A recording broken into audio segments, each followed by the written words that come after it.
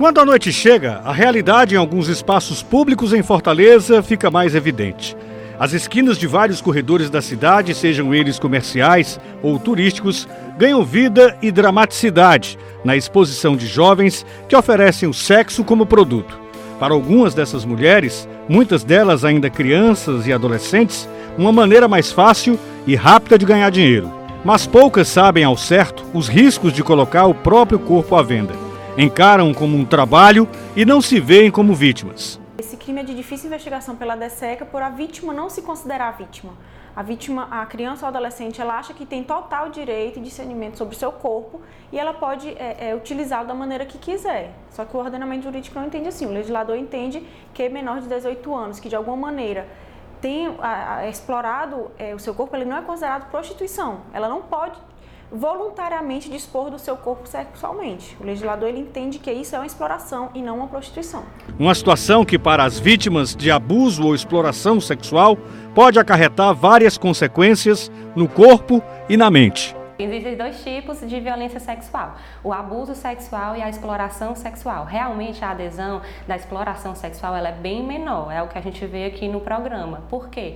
Porque o contexto no qual essa criança, esse adolescente está inserido, muitas vezes ele não percebe, né, que ele está sendo vítima, né, que o direito dele está sendo violado. Eu atendi um caso de exploração faz um tempo, né, que havia realmente essa troca, um pagamento, né? E aí o que aconteceu? Essa criança, esse adolescente contraiu uma DST. E aí foi aí que ele precisou comunicar à família, que a família teve acesso, que ele ficou com bastante vergonha, muito sentimento de vergonha, de culpa. E aí ele realmente quis participar do programa. Em 2011, a Câmara Municipal instalou uma comissão parlamentar de inquérito para apurar a existência de uma rede de prostituição infantil em Fortaleza.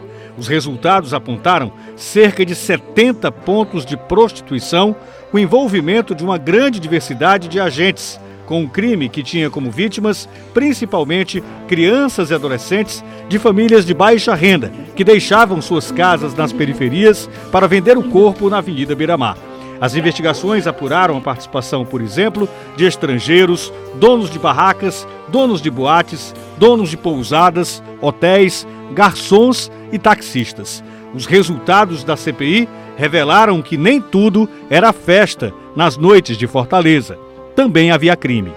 Hoje, 8 anos depois das denúncias de exploração contra crianças e adolescentes na Avenida Beira-Mar, em outros cartões postais da cidade, até mesmo na periferia, esse tipo de denúncia continua chegando ao Ministério Público Estadual, à Delegacia de Combate à Exploração da Criança e do Adolescente e também a outros organismos que compõem uma rede de apoio às vítimas. Segundo os números, esse tipo de denúncia caiu bastante aqui em Fortaleza. Foram 7 registros ou 7 casos no ano passado e nesse primeiro semestre 2 casos foram registrados, 2 denúncias. A pergunta é, será que esses números refletem a realidade?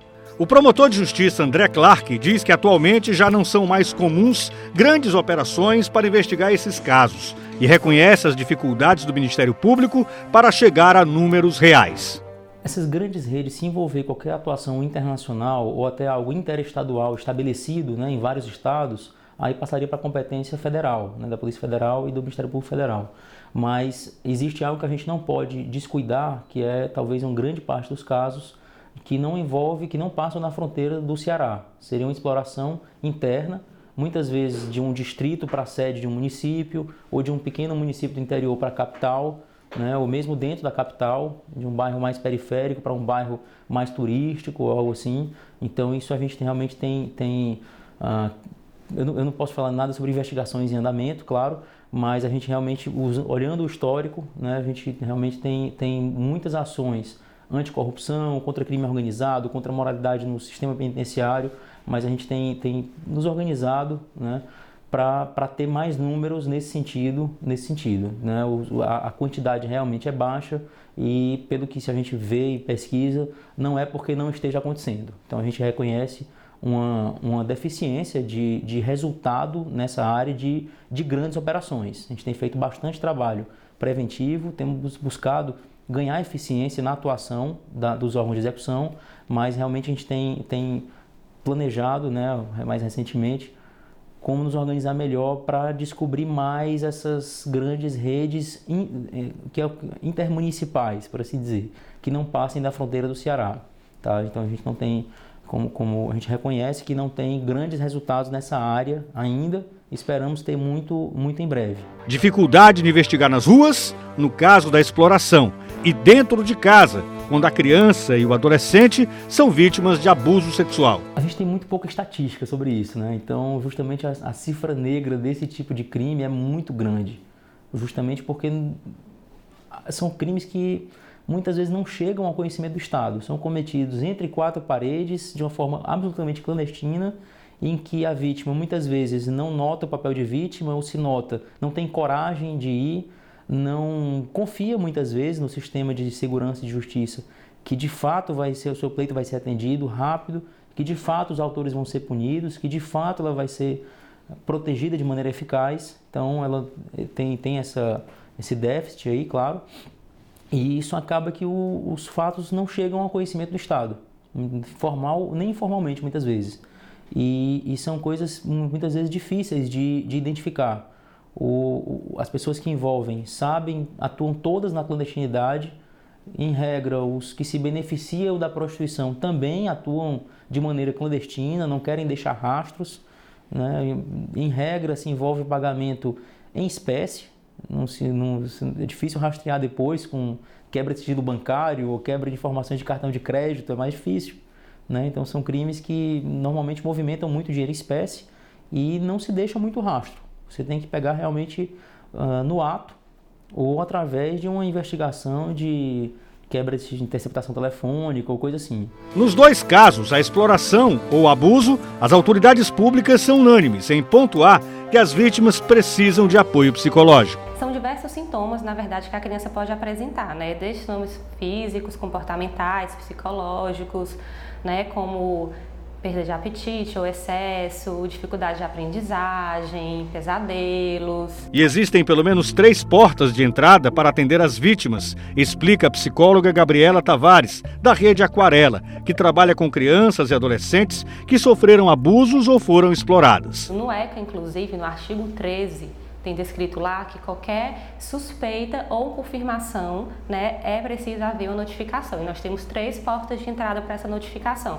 através do Conselho Tutelado, Disque 100 e da delegacia, que é a DESECA, que aqui no Ceará nós temos uma delegacia especializada no combate à exploração de crianças e adolescentes. A Rede Aquarela, na verdade, ela tem 4 eixos, né? Tem o eixo de disseminação, que é um eixo que vai à escola e às comunidades trabalhar a prevenção, que é muito importante, principalmente nesses casos de exploração. Né? Então, quando a equipe vai, né, muitas vezes o adolescente, a criança não tem conhecimento daquilo que está acontecendo com ela, né? Às vezes pela maturidade neurológica, por ser muito nova, ou pelo contexto na qual ela está inserida. Então, a partir dessa prevenção, que ela consegue ter esse acesso e aí mudar esse contexto. Isso é muito importante.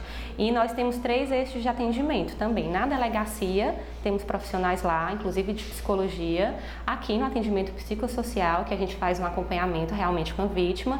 E lá no fórum também, no caso, quando eles vão dar o depoimento.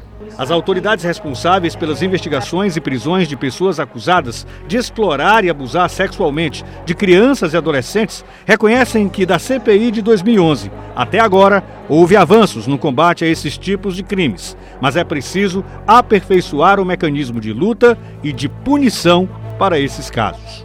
Então, às vezes a gente pega a exploração de uma maneira genérica, mas existem algumas nuances, alguns detalhes que mudam a capitulação. Ela pode responder pelo 218B do Código Penal, que a pena vai de 4 a 10 anos, ou 244A do ECA, dependendo da situação, de alguns elementos que compõem o tipo. Mas realmente esse tipo de crime a gente tem que focar melhor daqui para frente, até para estimular mais a população a nos denunciar. Então, alguns anos atrás, quando havia muito poucas operações anticorrupção, se reclamava muito que a população não denunciava muito, chegava pouca coisa. Mas a partir do momento que a população passou a confiar que ao reportar fatos, aquilo dá resultado, isso cria um círculo virtuoso. E eu entendo que a gente tem que entrar por aí agora para criar esse círculo virtuoso também na exploração sexual de crianças e adolescentes.